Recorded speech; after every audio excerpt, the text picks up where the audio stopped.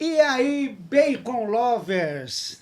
Eu, de novo, Henry, o cara do bacon, em mais um Baconcast, que eu não posso falar que é um podcast que eu apanho da minha senhora se eu chegar em casa. Então é o Baconcast, um podcast que vai muito além de bacon, porque a intenção é trazer aqui uma galera de tudo que é área, de tudo que é ramo, mas principalmente que sejam pessoas interessantes, que começaram junto comigo, que sejam empreendedores, empresários pequenos, grandes, indústria, enfim, vai acompanhando que vocês vão entendendo.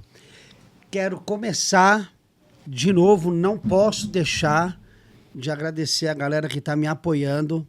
São todos amigos, não estou falando de dinheiro, estou falando de amigos que falaram assim, mano, estou contigo nesse seu projeto, o que você precisa? Então, graças a Deus, eu cultivei grandes amigos. A King's Barbecue, que quando eu escutei falar em defumação a primeira vez, não existia equipamento de defumação aqui no Brasil, a King's foi a pioneira, e eu não sabia, eu soube há pouco tempo, que o meu pitch é o número 4. Ele tem uma plaquinha agora, puseram uma placa nele essa semana, reformaram o meu pitch e puseram a placa número 4 e a gente não sabe se existe o 1, 2 e o 3, então só existe o meu. Então a minha história com a Kings é muito antiga e, cara, pelo tanto que eles me apoiaram, nada mais justo eu estar do lado deles também. Agora, então, Kings, Manolo, Digão, beijo, obrigado pelo apoio de sempre. A reforma do pitch ficou lindinha e eu já estreiei ele com bons hambúrgueres. Quero agradecer também a outro grande amigo que eu conheci, que a vida me deu, André Clemente, Bitter Co., que, como um bom italiano, eu amo um bom Campari e ele fez a gentileza de fazer o nosso Negroni. Eu não conheço outro Negroni já pronto que seja Negroni de verdade. Eu estou falando sério. A composição disso aqui, gin, Campari, vermute, só, e é um Negroni de verdade, de respeito, que eu vou ter que tomar durante o episódio. Vou ser obrigado, porque não vai ter jeito.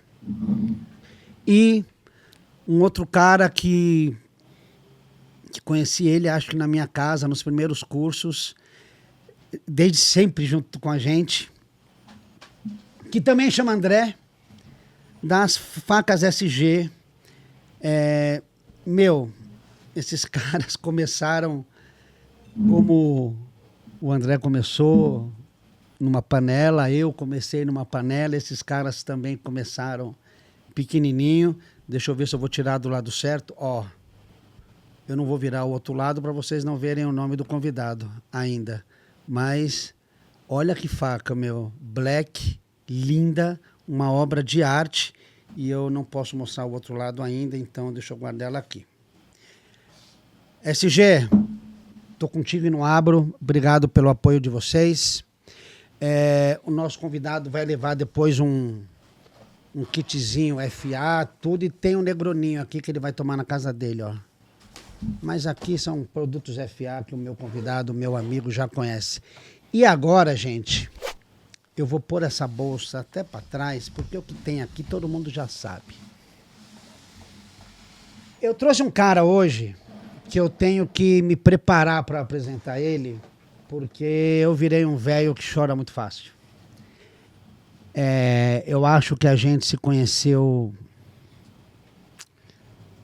Eu estava na minha panela ainda, começando ali, montando a empresa, e eu não sei, a gente vai tentar lembrar como é que eu conheci ele, através de um curso de pão, e todo mundo queria fazer curso naquela época da pandemia, enfim. Eu conheci ele por ali, foi antes da pandemia, inclusive, e...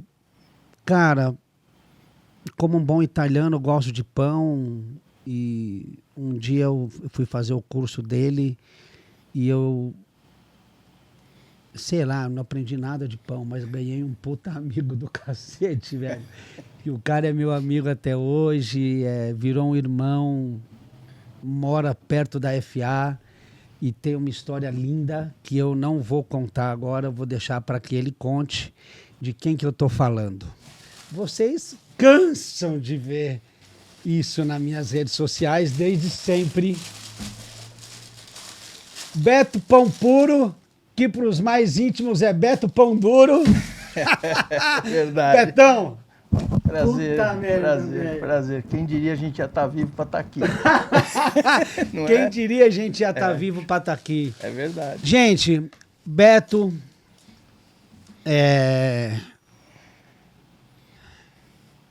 dizem que amigo a gente não precisa ver todo dia, nem se falar todo Verdade. dia.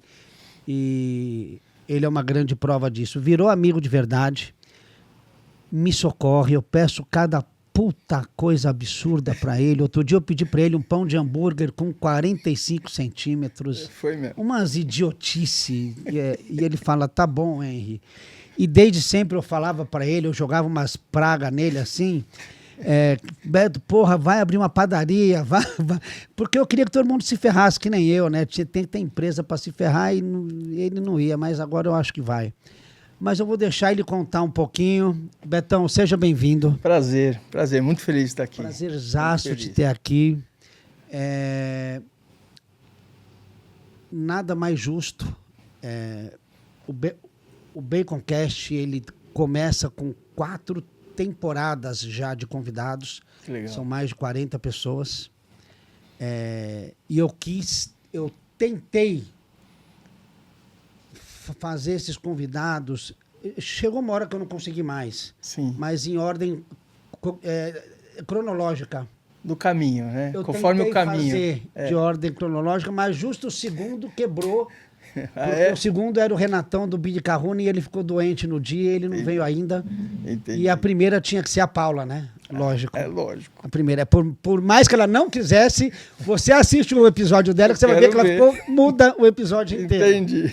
Não deu nem corte, porque não teve... Ela só exerceu a autoridade dela, que é a coisa mais importante, eu acredito eu. Então, pela ordem, nessa primeira temporada, nada mais justo do que ter você aqui. Obrigado. Obrigado. Porque a sua história é inspiradora. Obrigado. E eu acho que esse podcast, esse Baconcast, vem com essa intenção principal.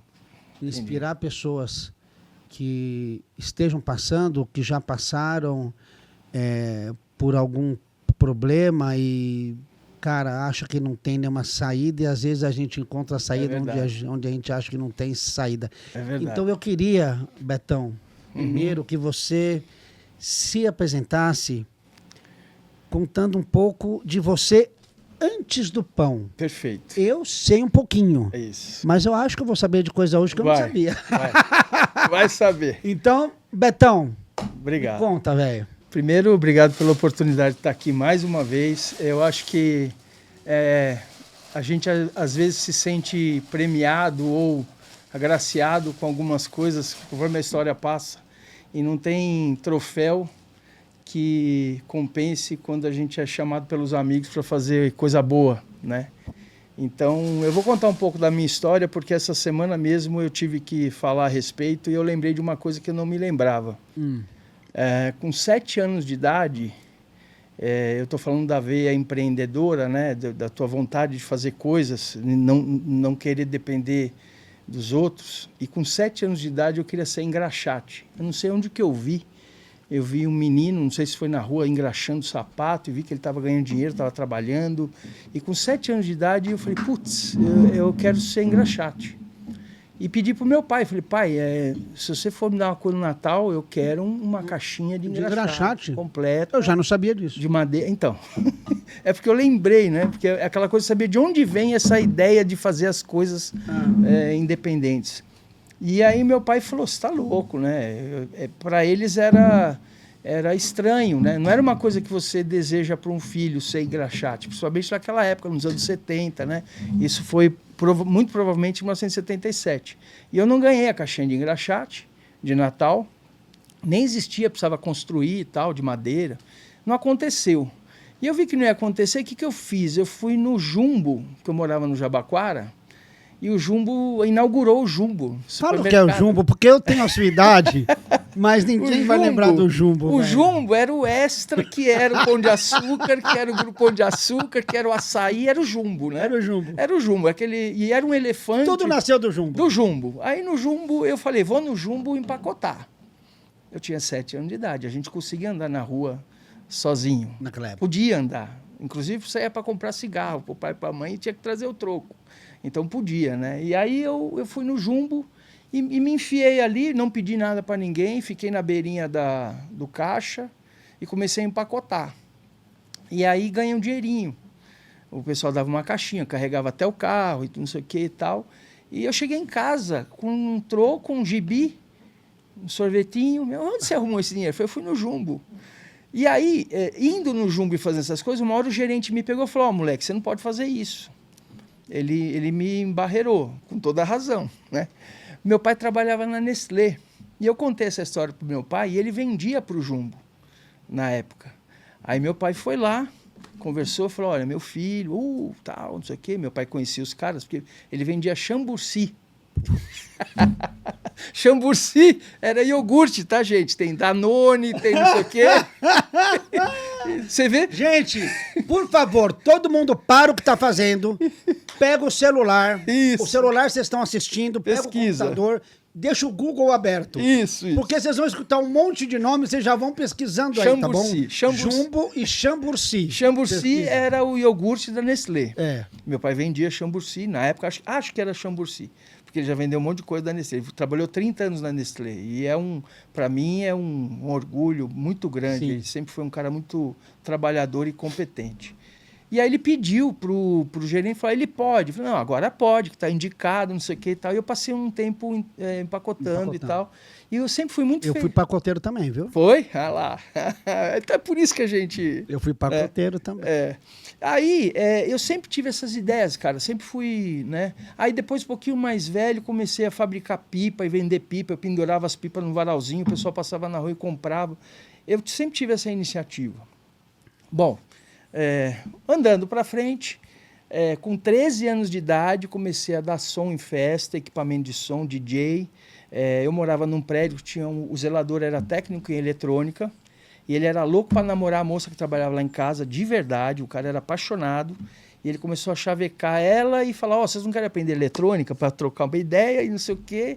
E o cara me ensinou eletrônica, e com 13 anos de idade eu já sabia fazer ligação de caixa de som, iluminação, e eu passei 5 anos no Rio de Janeiro, eu morava num condomínio, e a gente alugava o equipamento lá, para festa. Então, sexta-feira tinha a som para dar, sábado tinha som para dar, então quase sempre 2 vezes por semana, porque eram 14 prédios com festa de criança, e as mães ligavam para a gente, falavam, você vai dar som, não sei o que e tal. E dos 13 aos 23 anos de idade eu dei som em festa. Ganhava pouco, se divertia muito, era muito legal, porque a gente estava em todas as festas, né? Não sabia cobrar bem, mas a gente se divertia. Mas tinha umas menininhas. Tudo. Era maravilhoso. O meu irmão mais novo imitava o Michael Jackson. Quer dizer, ainda ia o imitador do Michael Jackson. Verdade, cara. E assim, moramos no Rio 5 anos, fomos para Belo Horizonte, continuei dando som em festa, entrei na faculdade em São Paulo em 1990, continuei dando som. Faculdade de? Odontologia. Fui virar dentista. Então era um dentista que deu som, que empacotou, que vendeu pipa e assim vai. Então é muita invenção, né? E tudo no rolo, né? Então assim, se virando nos 30 mesmo, né? Então fiz faculdade de odontologia. Influenciado por quem? O meu pai, como ele trabalhava CLT, né? Ele era empregado, e ele falava, pelo amor de Deus, vocês têm que ser autônomos. Porque é muito difícil trabalhar... Um pensamento revolucionário para a época, Para a época, hein? exatamente. Revolucionário. E ele porque o que a gente escuta é outra o coisa. contrário. Você tem que ter um emprego fixo para Isso. ter uma renda garantida. Era o que a gente escutava. E ele falava assim, eu só sugiro que vocês escolham um trabalho autônomo. E eu sempre gostei da área da saúde, adorava biologia na escola. Dieta vai pro saco. Vai comendo. Olha lá, minha dieta... Não, mas amanhã você paga isso com a esteira lá. Tá, merda. Bom, aí fizemos a faculdade. Eu e meu irmão também. Meu irmão é 4 anos mais novo que eu, né? E eu fiz odontologia primeiro que ele, porque sou mais velho. Me formei, só que durante a faculdade eu continuava dando som das festas. Muitas das festas da faculdade eu prestava esse serviço e tinha uma coisa interessantíssima, posso falar para vocês. Eu dava som, então eu me divertia, mas eu tinha muita responsabilidade. Então a gente não bebia na festa, porque eu estava de olho. Eu precisava cuidar dos bêbados. Normalmente o DJ na época precisava fazer tudo. Segurança, cuidar de bêbado, apartar briga, ficar esperto com tudo. Então, a gente sempre teve assim, vai se divertir, mas você tem que ficar de olho. Então, mesmo quando eu não estava trabalhando, eu tinha já esse tique de estar num lugar, ficar de olho numa coisa, na outra e tal. Então, isso me impôs uma certa responsabilidade muito cedo. Foi meio sem querer. Né? Que a gente fala que é bacana o jovem aprendiz, uma criança que começa a aprender a trabalhar e ter essas responsabilidades. Então, eu acho isso muito importante. Eu acho que a gente não deve impedir de forma nenhuma a iniciativa empreendedora, mesmo que seja de uma criança pequena, porque isso talvez seja uma vocação, um talento. Eu fui lembrar disso há pouco tempo. Porque a gente fala, por que a gente é assim? Por que eu sou assim? Você tem que fazer uma regressão para saber de onde você veio, o que você queria, né? Bom, continuando, fiz odontologia, trabalhei como dentista, eu sou dentista há 32 anos, me tornei cirurgião bucomaxilofacial e trabalhei bastante na profissão, criei meus filhos na profissão. Minha esposa também é dentista, ela foi colega de classe, a gente se conheceu na faculdade, somos sócios. Ninguém paga salário para ninguém, também é difícil.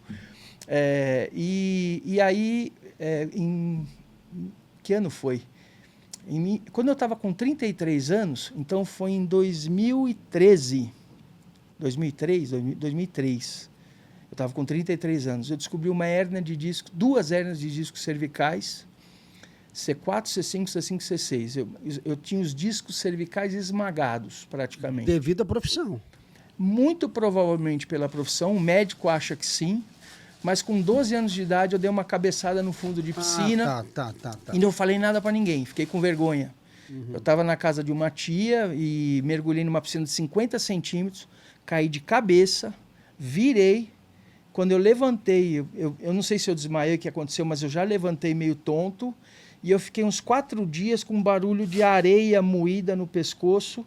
Eu estava em São Paulo e eu morava no Rio. Eu estava de visita na minha tia, mas eu sou de São Paulo. Vinha do Rio para passar férias. E eu fiquei com vergonha de falar. Falei nada. Isso passou. Com 20 e poucos anos de idade, eu já comecei a sentir muita dor. Então foi aí. Já estava machucado e a profissão ajudou. Aí o médico, quando ele viu, com 33 anos, ele falou, você tem um pescoço de um cara de 70 anos de idade, não de 33.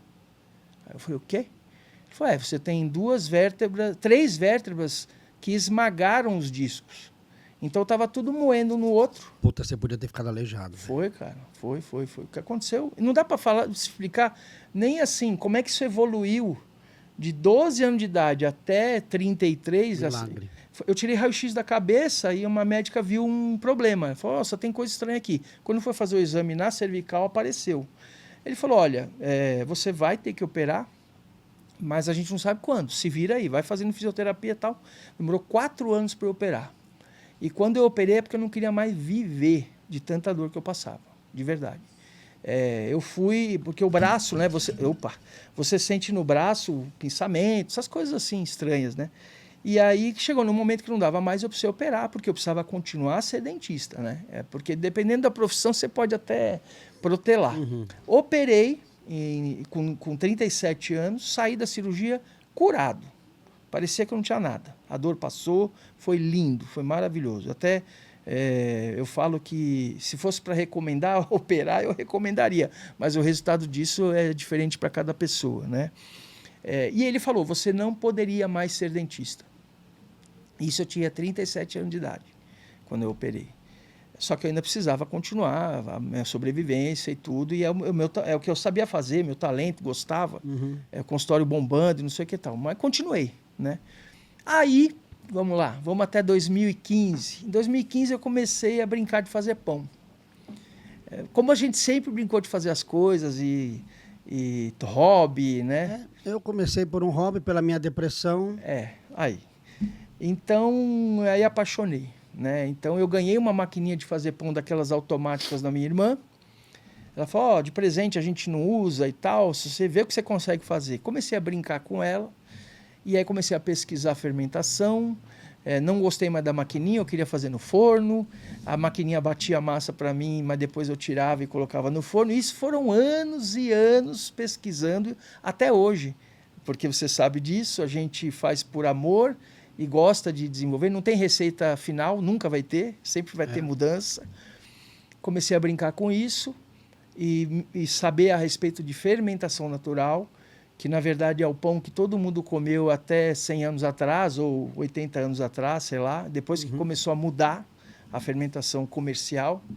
Quer dizer, é o pão que todo mundo sempre comeu, é o pão que o ser humano tem a vocação de fazer. Eu até brinco que às vezes nas famílias, se você pegar uma família de 7 pessoas, tem 2 padeiros ali, só que ele não sabe que é padeiro. Porque parece que isso está na nossa história. Gene, é gene. O ser humano precisou evoluir sabendo fazer pão, né? Tá. Porque a gente come pão e é um alimento essencial, fundamental. Bom, aí não teve jeito. Aí deu um ano e meio, mais ou menos, eu comecei a querer ensinar o que eu não sabia direito. Eu fui prepotente, arrogante. Eu fiz o seu primeiro curso, Não. o segundo? Não. Não. Ou já tinha? Eu comecei a dar aula em 2017 para 2018. Então, foi quando eu... Foi, eu não sei, eu preciso ver a data lá, porque até hoje tem a data de você ter feito a primeira aula. Eu já estava dando aula, foi das primeiras aulas, e o que aconteceu? Eu sabia um pouco de fermentação natural pelos estudos de biologia, microbiologia, bioquímica da faculdade de odontologia, então deu para linkar, né, juntar, falar, isso aqui eu entendo mais ou menos, respiração celular, ciclo de Krebs, pH, a evolução dessa acidificação, temperatura, todas essas coisas era só imaginar, né? Tem que imaginar. Você não... É trazer para o seu mundo aqui. Pega e traz. E ainda assim, você não pode ter toda a certeza, porque você não é padeiro, você não se formou no Senac, você não fez curso de panificação. Eu fiz uma oficina de panificação praticamente 1 ano e meio depois que eu comecei. E tenho um grande respeito pelo rei da broa, que é o Marco, que era um padeiro, dono de padaria, que foi para São Francisco, nos Estados Unidos, fazer a escola São Francisco Baker Institute, e veio, falou, eu ensino. E aí eu fiz essa oficina com ele me deu dicas valiosíssimas, e aí eu já sabia alguma coisa, aquilo encaixou com o que eu sabia, e evoluiu bastante a minha técnica, e eu continuei a estudar. E aí, na primeira aula que eu fui dar, essa sim foi na Granja Viana, no espaço da... esqueci o nome. É uma banqueteira que a gente tem aqui, famosa aqui na região. Como é que ela chama? Eu sei quem é. Eu esqueci o nome dela, a gente lembra já já. Eu fui lá dar aula e veio um cara que fornecia pão para um grande chefe, que eu não lembro também o nome, que eu tenho problema de lembrar, um chefe italiano famosão. Ele falou assim, eu vim aqui porque eu quero melhorar o pão, não sei o quê. Quando eu vi que ele fornecia pão para esse cara, eu cheguei para ele e falei assim, deixa eu te explicar uma coisa. Eu faço pão de orelhada, é fermentação natural, não sei o quê. Ele falou, Beto, deixa eu te explicar. No Brasil, sabe-se muito pouco a respeito de fermentação natural. A fermentação convencional comercial, ela é amplamente difundida e eficiente, mas a natural está esquecida. E não é fácil um padeiro de fermentação comercial fazer transição para natural, ele vai contaminar de alguma forma essa técnica. Então eu estou aqui para saber o que você faz que dá certo, porque a gente não aprende... E aí eu vou te explicar porque que dá certo. Né? Então, deixa eu ver o que você faz, você sabe por que isso acontece assim? Exatamente. Aí realmente, ele mesmo me convenceu de que eu não precisava ter tanta insegurança em ensinar, mesmo não sabendo tudo. Eu fiquei em paz. Falei, beleza, então eu tenho que acrescentar e quem vier, tomara que goste. Bom, eu posso dizer para você que foram quase 200 aulas até hoje. foram quase 2.000 pessoas em aula de panificação de 12 horas até aulas de 2 dias, não eram workshops. E cada vez, graças a Deus, tinha uma evolução a mais para eu passar. Eu aprendia muito com quem vinha também. E não parou de acontecer essa evolução. Então eu acredito que nesse período eu também tenho ajudado bastante gente que também ensina, essas padarias artesanais que estão difundidas nesse período todo, a coisa, graças a Deus, de uma centelha, que não fui eu, teve muito mais gente por trás, começou a fazer um pão de qualidade, né?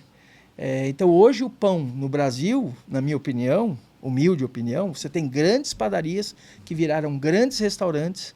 O cara vende comida por quilo, ele vende pão doce, vende um monte de coisa, mas o pão mesmo, aquele pão bem feito, fermentação lenta, não é mais papel, pelo menos por enquanto, dessas grandes padarias. Já está na mão das pequenas padarias. Voltou para... Isso. Deu uma regredida aí de mão. Para os artesãos, graças a Deus. Eu conheço pequenos produtores que se tornaram gigantes produtores. Sim. E a qualidade deu uma boa caída. Eu acho que esse é o grande problema, o grande desafio, né? E acaba que o artesanal, né? O artesanal, esse estudo, eu tomei um susto quando eu fiz minha primeira defumação, que eu não sabia nada. O pessoal começava a me ligar pedindo curso do quê? Eu estou defumando um negócio aqui que eu nem sei o que é. Eu não conhecia de madeira. Para mim, qualquer madeira ia servir. Né? E depois, quando eu fui estudar um pouquinho a mais, aí você entende por que o negócio está dando certo, né? As coisas vão se revelando, né? Pelos erros, a repetição de erros, a gratidão em errar, que eu acho que isso tem muito a ver com o artesão. O erro, se o erro frustra, talvez isso seja um ponto contra você ir atrás desse saber, né?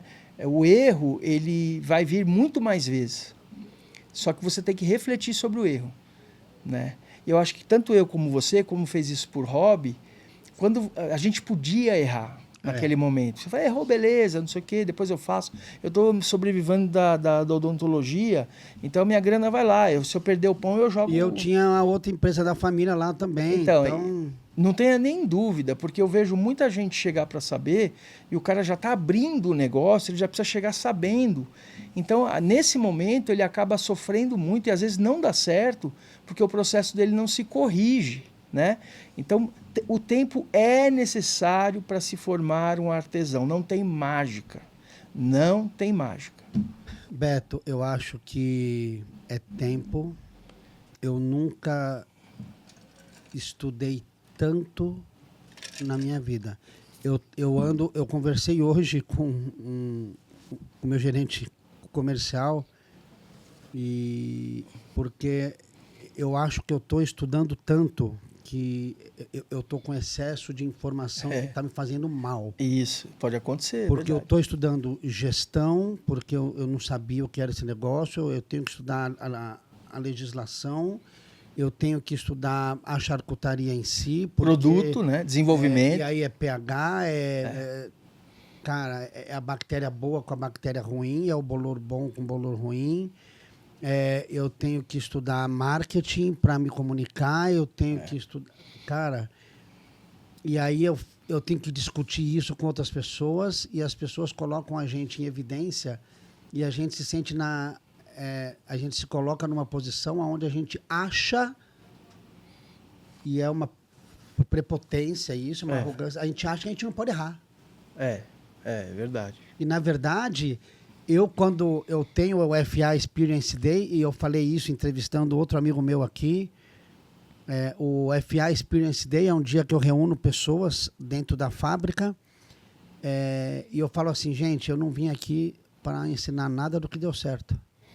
Exatamente. O que deu certo, vocês estão vendo aí. Eu quero falar para vocês o que dá errado. Com certeza. Porque, e aí eu brinco, eu falo brincando, mas é uma verdade. Eu não tenho dúvida que, como eu não era do ramo de defumação de carne, eu não conhecia corte de carne. Para mim, bife era bife. Quando eu comecei. todos os erros que eu poderia ter cometido, eu não pulei nenhum. Eu cometi todos. Exatamente, exatamente. Se eram 258, eu cometi 258 erros. Não, e é interessante que você acaba inaugurando um estilo de produto que é artesanal, escala a produção e tenta manter ou estar ali na nota de qualidade o mais próxima possível de um cara que está fazendo na casa dele. Essa foi uma preocupação minha e da Paula a vida inteira, porque eu não tinha equipamentos de defumação quando eu me apaixonei pelo assunto. Sim. Eu comecei no churrasco, né, como hobby. Meus primeiros amigos, os que me fizeram ser a FA o que é hoje, o pessoal acha que é a galera do hambúrguer e não é a galera da carne. Sim. Os hambúrgueres vieram após. Uhum. Cara, a gente não tinha nada na mão, não tinha... Para você ter ideia, até hoje não tem um livro, literatura brasileira sobre defumação. É muito difícil. Eu imagino que sim. Na padaria você tem acontece do mesmo jeito. Americana, porque o americano faz isso há 1.500 anos. E não tinha equipamento, tanto é que o meu é o número 4. Então, e aí eu através da Paula Labac, grande amiga, uma mestre, tenho ela como mestre até hoje, uma técnica usando uma panela, foi meu primeiro defumador. E aí eu não defumava só bacon, o bacon foi o que explodiu. Sim. Mas quem começa a defumar, a primeira coisa que defuma não é bacon, é a costelinha. Quer fazer a costelinha do Outback. Sim, é verdade. Todo mundo quer fazer a costelinha do Outback. Verdade. Depois vem bacon. Entendi. E então era esse negócio. E quando o bacon começou a tomar corpo, eu falei, para tudo. Vamos entender por que o bacon está fazendo sucesso. E aí eu fui estudar bacon.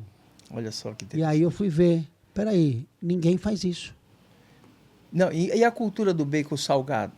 Porque aquele troço é extremamente salgado. Até quando o cara vai comer um bacon de qualidade, ele vai falar, nossa, parece que está meio que sem sal. Mas você está acostumado a sofrer. Isso aqui não parece bacon. Você está acostumado a sofrer com o bacon salgado na boca. E o meu eu falo assim, ó, come igual presunto, não precisa nem fritar se quiser. Mas vou comer bacon cru? Ele não é cru, ele foi perfeitamente... ele foi perfeitamente curado, perfeitamente defumado, passou pela temperatura certa, está com toda a garantia alimentar. Então, assim, E aí eu falei, peraí, então agora eu tenho que estudar isso, porque agora o negócio está ficando sério. Porque uma cura mal feita de uma carne, seja ela de porco, de boi, de cordeiro, de peixe, de frango, uma cura mal feita, você intoxica uma pessoa, uma criança pode morrer. É verdade. A carne tem então não é brincadeira. Não, e aí isso me assustou. E aí eu virei um alucinado em estudar. E sabe o que eu sei hoje? Eu não sei nada ainda.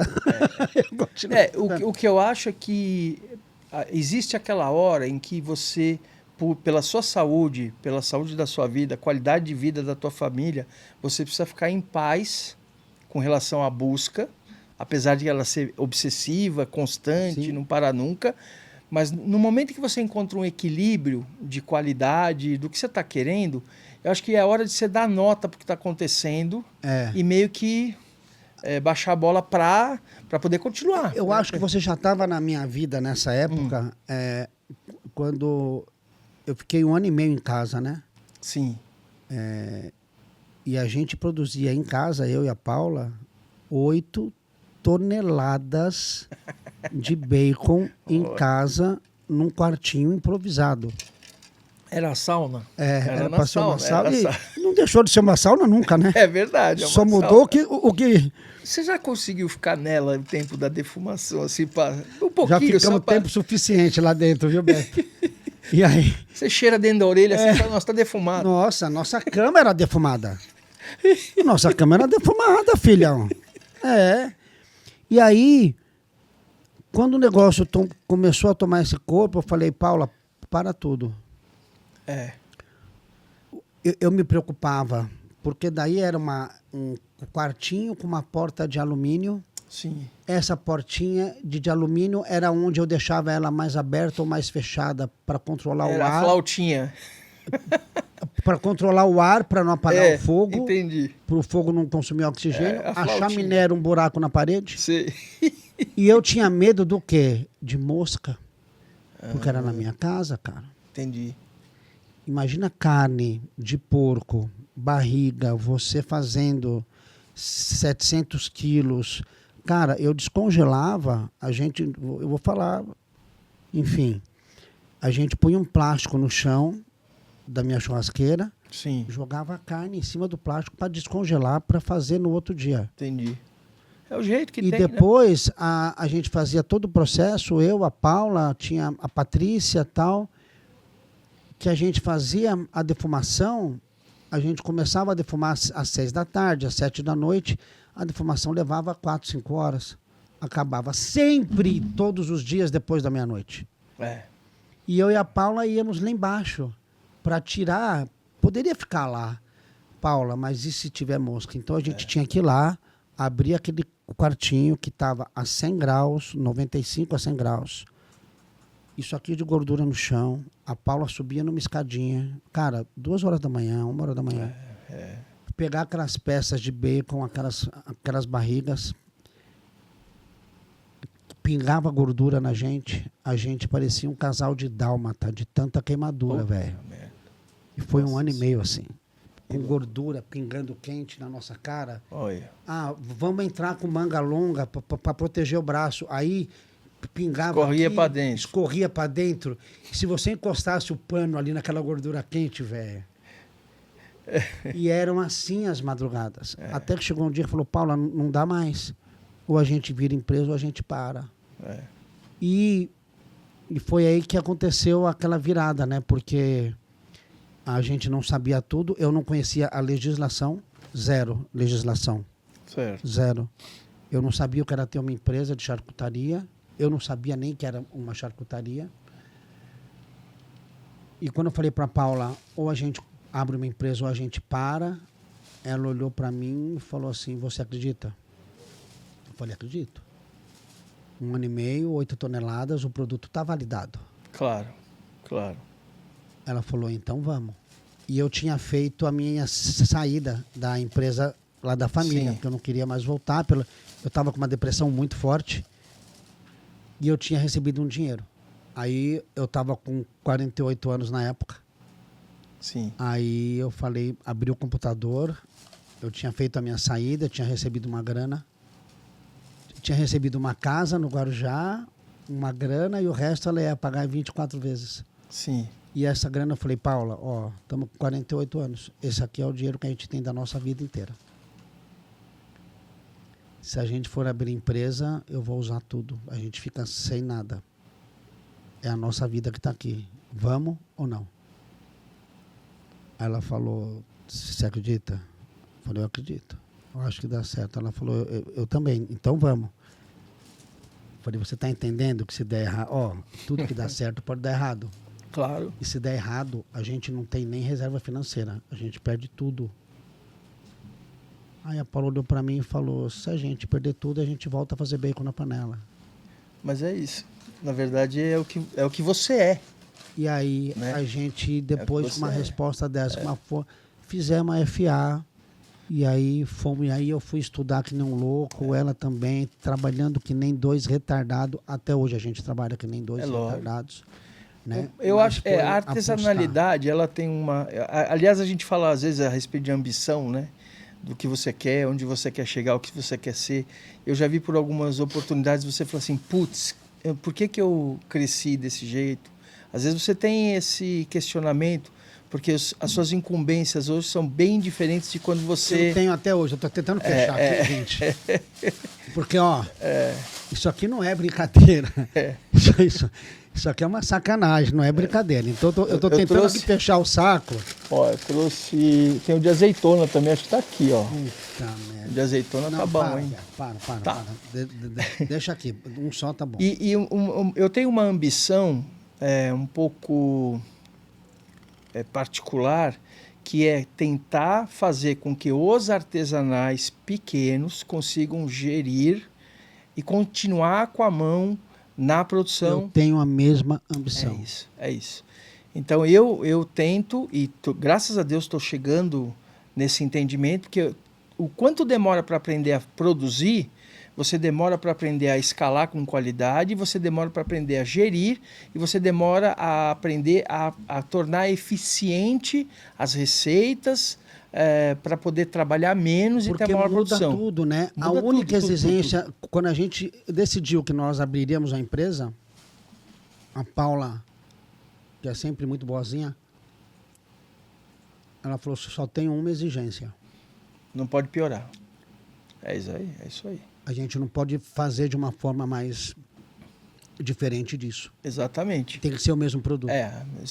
Essa escala é a coisa mais complicada. Eu acho que uma das grandes... Você tem ferramenta para fazer pão em 6 horas, se você quiser. Eu tenho ferramentas para fazer bacon em 24 horas.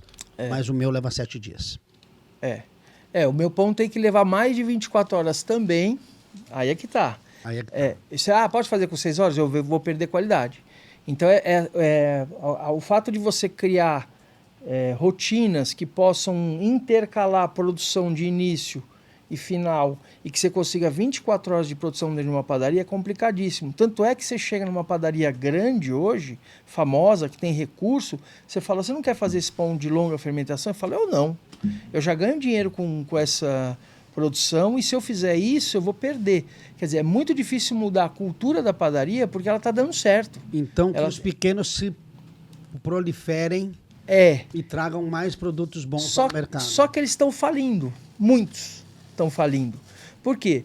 Porque não estão conseguindo, uma boa parte deles não está conseguindo gerir o negócio para continuar com a mão na massa. E o que está faltando? Então, aí é que está.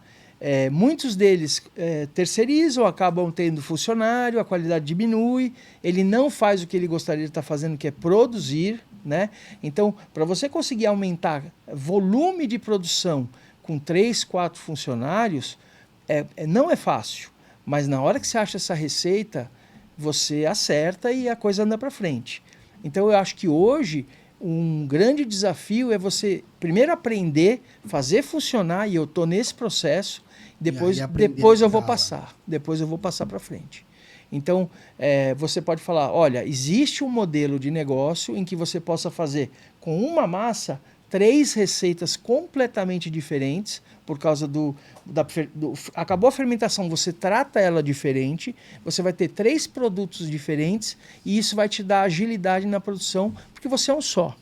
Aí você fala, não, eu prefiro contratar 3 funcionários, fazer 3 massas diferentes e fazer a mesma coisa. Você não consegue pôr isso no custo. Você não consegue continuar pequeno, você tira a mão da massa e você se frustra.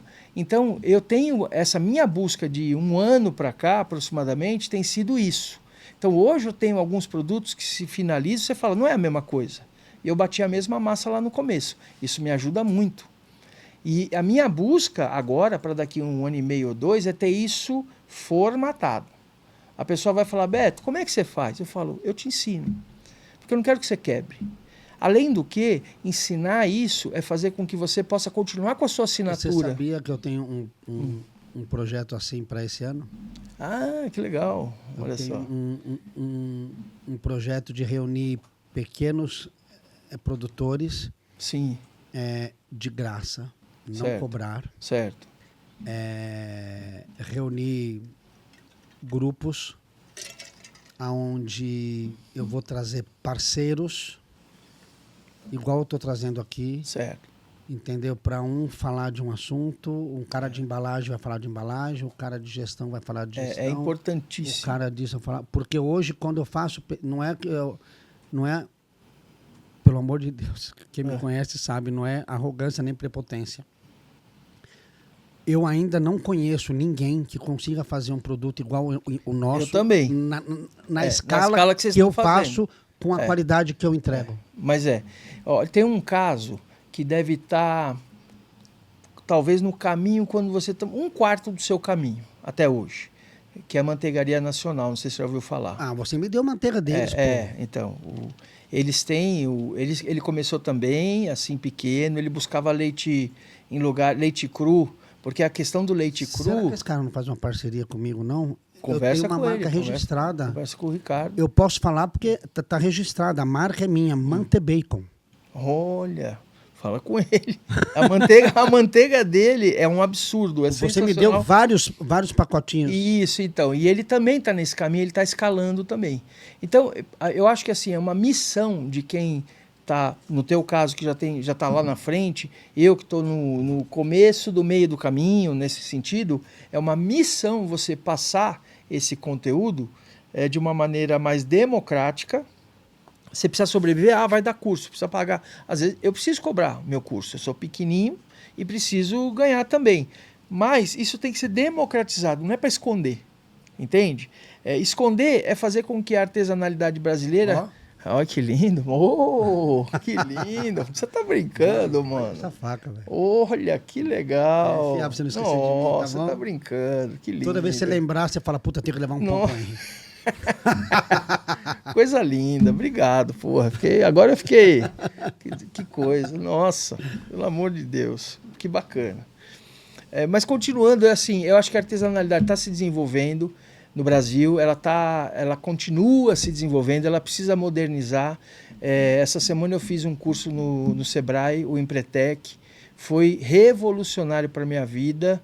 Eu tenho certeza que isso vai me ser útil, porque eu sou um pouco arredio a essa coisa da formalidade, da gestão, e achar que isso sempre foi um problema para mim. Eu tenho uma iniciativa muito boa, trabalho, volume e tal, mas na hora de sentar e fazer conta, isso também é um problema para o artesão, né? O artesão ocupa muito do tempo dele com qualidade, com produção, e acaba não podendo mexer em gestão. Eu passei 6 dias no Empretec, eu recomendo muito, tem no Brasil inteiro. O Empretec é uma iniciativa da ONU para reerguer os empresários que sofreram com a Segunda Guerra. Sobre isso. É um absurdo. Eu não conhecia. A hora que você me falou da história que tem isso, eu falei, mano, como é que eu não sabia? Eu fiquei fascinado e emocionado que no 4º dia de Empretec, parece que a coisa meio que apareceu para mim nesse sentido de organizar, classificar meus comportamentos empreendedores, porque é um comportamento. Você vende, você vai atrás de informação, você procura um fornecedor, tem um monte de coisa que você faz que está dentro de uma classificação, eles organizam isso para você. Não tem um viés de autoajuda, não tem um viés de marketing, não, é organização. E é o que a gente precisa. Então, eu recomendo muito fazer algum curso de gestão que possa ajudar. Porque a gente precisa muito. E aí, você começou com o pão. Isso. E largou o consultório. É verdade. Quando as aulas começaram a tomar corpo, todo final de semana a aula. Foi. E você teve que parar. Eu acho que é importante até falar isso, porque quando entrou a pandemia, eu e a Cláudia, minha esposa, minha sócia, como você, Ana Paula, companheira, manda em tudo, sabe de tudo, e a gente é os loucos que não sabe de nada, a verdade é essa, a gente só tem a ideia, o resto, a pessoa precisa falar, baixa a bola, né? Mais ou menos assim, é o que aconteceu comigo. Quando veio a pandemia, a gente resolveu fechar o consultório por conta do risco, né? Na verdade, a gente continuou fazendo atendimentos de emergência, mas falamos, vamos fazer tratamento odontológico. E eu não sei se vocês se lembram, não havia orientação de ninguém para falar o que o dentista faz. Porque os hospitais estavam lá para atender, os consultórios médicos também, e os consultórios odontológicos também. Não falou, olha, faz isso, faz aquilo. Não, você decide o que faz. Aí a gente não teve escolha, a gente fechou. E eu já tinha uma pequena produção em casa, eu vendia quase nada, eu tinha pouco material para... Você não ganhava dinheiro com pão, você ganhava dinheiro com os cursos. Com aula, exatamente. Vamos vender pão, vamos fechar o consultório, vamos vender pão. Os meninos, meus 2 filhos, estavam na faculdade e a gente ainda precisando pagar a faculdade. Obviamente que houve uma solidariedade geral. Então, as faculdades falaram, olha, vocês vão pagar assim, assim, assado. Onde você tem aluguel, você paga assim. Houve realmente essa ajuda. E eu posso dizer para vocês que a gente começou a vender pão. Falou, vamos vender pão? Vamos. Eu quero... O Henry foi dos primeiros, você foi dos primeiros a pedir, e mais ainda, aí eu fico arrepiado, emocionado, porque você não tem noção de que quando você me indicou, o dinheirinho que entrava no saco plástico, na hora que a gente entregava, ele aumentou bastante. E a conta, ela não dava para fechar, porque era muita grana que a gente precisava, mas a conta, eu sei te dizer o que aconteceu. A gente ganhava 100% como dentista. Quando a gente foi para Pão, na pandemia, a gente recebeu só 30% do dinheiro que a gente ganhava. E a gente só ficou de déficit 10% das contas. Quer dizer, eu consegui reduzir minhas contas em 60%, e com 30% da minha renda eu fiquei devendo só 10%. Sabe o que significa isso? Sobrevivência. É isso aí. Num período muito difícil. E quando você fez a primeira divulgação do meu negócio, eu passei de 6 mil, 5 mil seguidores para 10, 9 mil, sei lá. Acredito. Juro, foi assim. E foi escala. Ó. Arrepiado. Foi escala, porque tem coisas que acontecem, às vezes uma única pessoa que te ajuda, ela causa um efeito borboleta. E tem uma outra coisa, você fala assim, eu tenho um negócio de pão, tenho. Porra, o Henry segue. Não sei quem do Henry segue.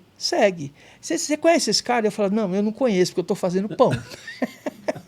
Eu não estou podendo me preocupar com isso, de verdade. Porque quem faz coisa bem feita, entrega bem feita, e não importa muito, você tem que vender, o cara comprou, ele compra de novo. Agora, quando tem gente que valida o teu negócio, porra, parece que o cara é bom, porque não sei quem segue, e tal, e isso criou uma bola de neve, foi, e ajudou. Por quê? Porque eu vendia 3 pães, na outra semana eu vendi 8, na outra eu vendi 24, e eu tinha um frigobar da Coca-Cola com controle digital de temperatura para poder fermentar. Só cabiam 24 caixinhas de flores, que era onde eu fermentava o meu pão. Eu lembro. E essa caixinha de flor com paninho em volta era o que fermentava. Aí teve o Rustic Baker Shop, que é uma empresa de cesto de fermentação, que veio fazer aula comigo, o Serjão, e nós bolamos um cesto de fermentação próprio para panificação. Quer dizer, a coisa aí virou assim, né?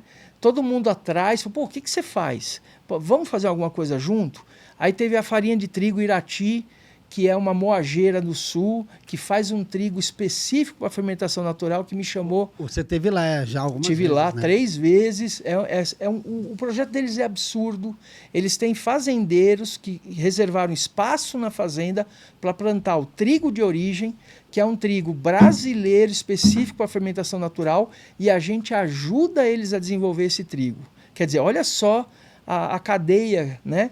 Esse trigo é estudado pelo Embrapa e por outras empresas de pesquisa em trigo, são os melhoradores de trigo, melhoristas. Você tem melhorista de trigo no mundo inteiro, e no Brasil hoje você tem grandes pesquisas para plantar o trigo no Centro-Oeste. Hoje já tem um trigo bom feito no Centro-Oeste. Então olha só o que isso está causando, né? Então a gente vem aqui, faz o pão, divulga, aparece, pessoas se interessam, e pão é pão, gente. Pão é pão. O meu pão, ele não dá toda a renda que eu preciso. Eu preciso vender croissant, madeleine, eu preciso vender bolo. Já está acabando. Eu escondi aqui. Tá aí, a madeleine que eu aprendi com o meu mestre Flávio Federico. Meu mestre Flávio Federico me ensinou a fazer a madeleine, que é sensacional. O padeiro, o pão, ele, ainda que ele não custe barato, ele ocupa muito espaço no forno. Então você tira 8 pães de um forno, quando dá para você tirar 150 croissants, que tem um valor agregado maior. Isso é gestão. Então quando eu não sabia, eu falava, vamos fazer pão para vender? Vamos. Quando eu aprendi que o croissant dá renda, e aí eu aprendi com o Arthur a fazer croissant, que é um outro artesão sensacional. Tupão. O Tupão, que ele faz o croissant à mão. E eu aprendi a fazer à mão, porque eu também não tenho laminadora. Eu comprava dele antes de você começar a fazer. Isso. Então, perdeu, Arthur, desculpa. Então você vê que, primeiro, as pessoas se ajudam. Agora, é óbvio que a gente tem que ajudar quem ajuda o outro também. Então aí nesse tempo você vai vendo quem é solidário, quem não é, quem é oportunista, quem não é, quem está pela causa e precisa sobreviver, quem de alguma forma só está pensando em ganhar dinheiro dentro desse negócio, que não é um artesão verdadeiro, mas sim um cara que quer...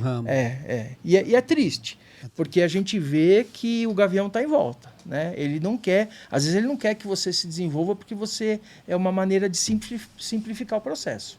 Ele quer complicar. Bom, o padeiro artesanal tem que vender um monte de coisa que custa mais caro também. Ele tem que ter um bom cardápio para poder criar um conjunto de produtos, um cardápio bom para fazer renda.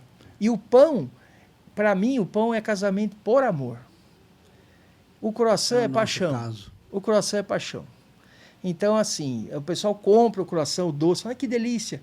Ele come 3 semanas. Na 4ª semana ele fala, preciso parar de comer esse troço, senão eu vou morrer. Mas o pão ele pede. Então o doce, as coisas gostosas, eles pedem também. Só que eles variam muito mais do que o arroz com feijão. Ele faz um bolo de laranja que o nome é simpático, é o melhor bolo de laranja do mundo. E é gostoso mesmo. É um bolo que vai farinha de amêndoa, vai um suco de laranja. Bem legal. E é chato de fazer. Para tirar ele da forma é um embaço, porque ele parece um doce o bolo, né? Ele é super mole. Então a gente precisa aprender a tirar da forma, porque a gente perdia metade dos bolos no começo. Não sabia tirar. Tem técnica, né? Vocês sabem disso, essas coisas. Então às vezes você vai a receita, o cara faz, ele quebra o bolo inteiro na hora que tira da forma. Então é isso, a artesanalidade é sensacional. Mas é para quem quer, para quem tem vontade, para quem não se abala com o erro. Vamos caminhando para o final. Tá. Caminhando para o final, mas você falou uma coisa aí interessante que eu quero deixar, que eu quero frisar isso. Para quem sonha em começar qualquer tipo de produto artesanal,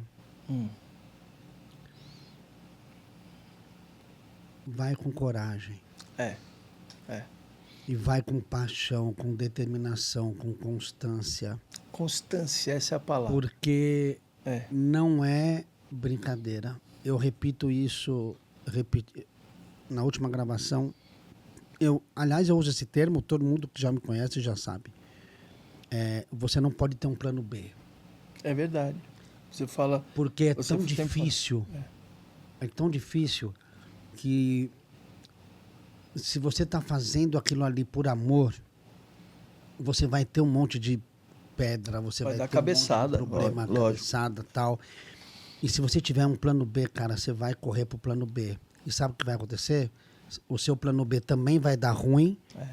E você vai estar fazendo uma coisa que está dando ruim e você não gosta de fazer. Você queria estar fazendo a outra coisa que você desistiu. É verdade. Então, se você for para esse lado de fazer coisas artesanais, como é a nossa opção... Tem que ter uma aptidão para isso. Tem que ter uma aptidão para isso. Tem que estar bem decidido. Se não tiver amor envolvido, é o que você falou, o padeiro tem que vender várias coisas para poder juntar esse negócio. A FA esse ano passa por uma pivotagem. Sim. Né? Eu tive que ampliar meu mix de produto. Quem acha que eu ganho dinheiro com bacon... Nem sempre... Meu amigo, quer minha receita, eu passo para todo mundo agora. Vai ver se você vive disso. Aí é que tá. Vai ver se você vive disso aqui só. Não. Vai ver se você vive disso aqui. Não dá. É o amor da sua vida. Eu posso vender vai te... 15 toneladas de bacon por mês. Eu não pago as contas. Mas é isso. Eu tenho que ter outras coisas agregadas ali que nos tragam renda. Então, ultrapassa essa questão do sentimento. Lógico. É importantíssimo pensar. Mas você não pode abrir mão. Ou, se eu for fazer... Eu sempre uso esse mesmo exemplo. Eu sei fazer um bacon igual a Sadia? Igual a Seara? Sei. As máquinas que precisa para fazer... Eu conheço 27 frigoríficos, 28 frigoríficos. Sim. Sei fazer? Sei. Por que eu não faço? Porque, pelo meu tamanho, eu vou fazer um bacon ruim, igual o deles, e mesmo assim o meu ainda vai ser mais caro. Lógico. Por causa da minha estrutura. Então, eu prefiro fazer um produto que a indústria não vai fazer, porque para eles não vale a pena. Então, quem quiser ter um produto de qualidade vai ter que comprar de nós. Não, e tem isso que você falou, quando você falou, você também tem essa paixão e fala, porque eu quero. É. Porque querer é isso, é querer fazer uma coisa que a pessoa fala, mas vai dar errado. Você fala, não, como eu quero, eu vou fazer dar certo. Então você tem que vender o bacon, que é o que quando você vai num restaurante das antigas, ele fala, é o carro-chefe. É o Né? carro-chefe. Fala, pede o arroz à grega lá em Piracicaba, É isso que aí. é o Pede o carro-chefe. parmegiana do alemão? É o carro-chefe. É. O carro-chefe é o carro-chefe, ele é o carro-chefe, mas nem sempre ele vai dar vai Ele fazer é a você... joinha da coroa ali. E Mas você- eu tenho que ter outros itens que É vão, num conjunto, me remunerar, porque a gente precisa viver. Né? Mas é mera ilusão achar que você vai fazer um produto só e você vai ganhar dinheiro com isso não. de uma maneira artesanal. Você não vai. É muito difícil. Pode até ser que alguém encontre alguma coisa, mas eu não... E sabe o que não acho- acontece? Quando a gente saiu da sauna para ir para a fábrica, que eu montei a fábrica, Sim. eu não tinha equipamento. Não existia equipamento Ah, você que precisou fizesse desenvolver. da maneira. Então eu tive que é. pegar um cara Eu que lembro. fazia um defumador. Aí eu falava, não é nada disso que eu quero, para adaptar um negócio, para defumar como eu queria. Aí não tinha a lenha certa, porque a lenha que eu usava em casa era em toco e a outra tinha que ser em lasca, porque eu não queria a serragem, porque o pó de serra tem resíduo de óleo da serra e eu não Entendi. queria aquele queimado da serra no pó de serra. Entendi. Eu queria madeira pura, então... E isso você só vai aprendendo, você vai fazendo adaptações para que você não saia da sua originalidade. Então, hoje eu consigo fazer numa escala. E quando eu comecei a defumar, naquele defumador grande, onde o fogo estava fora do Isso, do era de negócio, longe, né? como é que eu trago a fumaça aqui para dentro? A minha defumação é a quente. A fumaça anda 4 metros, ela já esfria. Não dava a temperatura certa. Daí você tem que pôr... Aí você tem que aquecer a ventilador, cama, um né? sistema de aquecimento de ar. Não, é sensacional. Eu visitei lá e eu fiquei besta. Quando eu vi que o defumador, na verdade, o gerador da fumaça é uma coisa fora. pequenininha que está lá longe, é demais da conta. Então, É assim, lindo de ver que teve esse É recurso. o esforço É. de você falar assim, porra, eu quero fazer aquele produto que eu fazia na minha casa. Senão, não sou eu, não é o que eu quero, eu não vou ser feliz fazendo outra coisa. É verdade. Né? Então, ou você coloca muita paixão nisso, ou não vai rolar. Tem que estar cara. afundado, né? Ou não Até vai aqui, rolar. assim, ó. Tem que estar...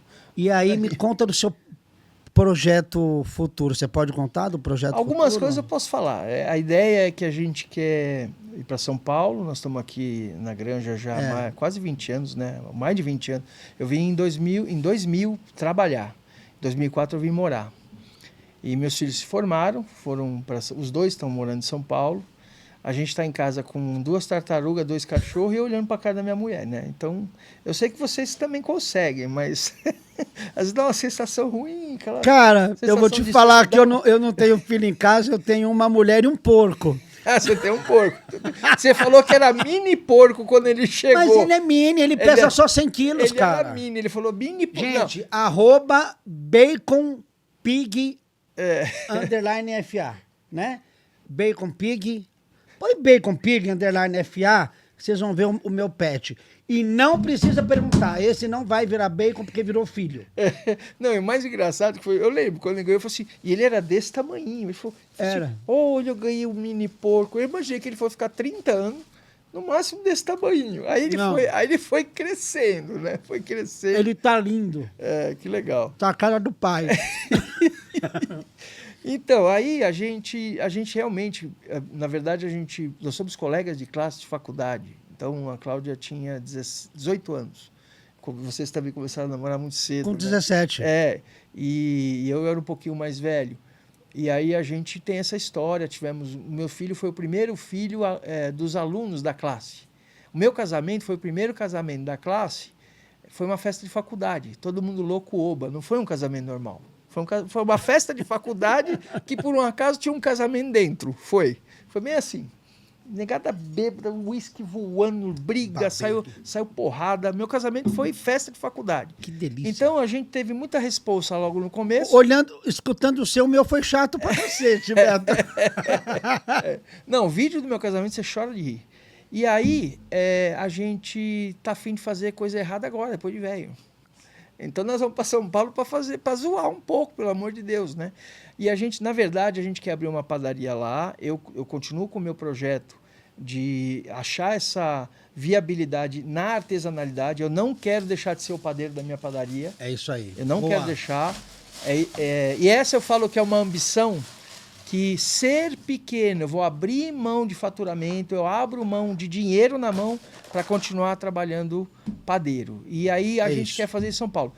Nós temos parceiros em vista, pessoas que estão muito interessadas no trabalho, e se Deus quiser, ainda esse ano a gente deve estar por lá. E eu tenho orgulho de falar que eu fui o primeiro cara lá atrás a te falar assim, ó, porra, foi mesmo. Você vai abrir uma padaria e eu queria abrir com você, eu falei que eu não queria de jeito nenhum. Você falou, não vou abrir nunca, não quero de jeito nenhum. Eu nunca vou ter padaria. Henry, eu nasci para dar aula. Mas encheu o saco um pouco. Cansa, né? Mas a minha praga pega. Foi. A minha praga pega. Eu não vou ser empresário sozinho e me fuder sozinho, não. Filho. Você vai se fuder junto comigo. É verdade. Aliás, só acrescentar a respeito da aula, a aula são quase 200 aulas, como eu falei, né? E a artesanalidade, o pão natural, tem diferenças. Você tem que mudar tempos, dependendo do dia, por causa da temperatura do dia. Mas eu comecei a ficar cansado da aula, perdi um pouco daquela coisa legal, então eu comecei a cansar. E aí, quando diminui um pouco, é bom rever os planos, né? Cara, mas você vai amar o balcão de uma padaria. Porque, cara, eu sou do balcão, do mercado do meu pai. Então, eu sou o oposto de você. Eu não vejo a hora de abrir minha loja física. Entendi. Eu não vejo a hora de abrir. E a gente até já falou disso. Eu vou abrir uma loja física, você vai fazer meus pães. Eu vou ter a tua geladeira lá. Eu já falo isso faz muito tempo. A gente participou de alguns bazares em São Paulo e eu montei um cenáriozinho, que é o armário atrás, as prateleiras e tal, e a gente leva as coisas e vende. É uma delícia. É muito legal você pegar o seu produto, entregar na mão, receber o seu dinheirinho. É gostoso. E esse bichinho me pegou. É verdade. Que bom, eu fico feliz. É verdade. Eu fico feliz. É verdade. Betão. Obrigado. Quero agradecer você por estar aqui. Eu que te agradeço. Demais. Mais do que merecido você estar nessa primeira temporada. Tenho um orgulho gigantesco da tua história, de tudo que você construiu. Obrigado. Tenho orgulho de fazer parte dela e falo de boca cheia que eu faço parte da sua história, como você faz parte da minha. Faz mesmo. Então, obrigado por ter recebido o meu convite. Essa cestinha tem um monte de coisa que você já conhece, talvez algumas que você ainda não conheça. Mas eu nunca vou rejeitar, Você vai brincar lá na sua casa. Tem um negronezinho para você brincar. Opa. Tem o bacon para você. Obrigado. Tem a linguiça. Tem a terrine. Absurdo. A terrine é uma maravilha. Não. Tem aqui, ó, patê de foie. Tem patê sensacional. de foie, Esse patê é um absurdo. Tudo que você já conhece. Tudo sensacional. Tudo sensacional. Beto, obrigado. Eu quero te agradecer de novo por ter vindo aqui. Obrigado. Meus parceiros, Kings, Bitter & Co., SG Facas, obrigado pelo apoio. E, pessoal, compartilha com os amigos. Baconcast, não posso falar podcast. Baconcast está só no começo. Aguardo vocês no próximo, com o próximo convidado. Betão, obrigado. Fica com Deus. Obrigado, Tamo de coração. junto sempre. Muito obrigado. Tenho pão para essa semana. É isso aí. Valeu, gente. Obrigado, gente. Obrigado.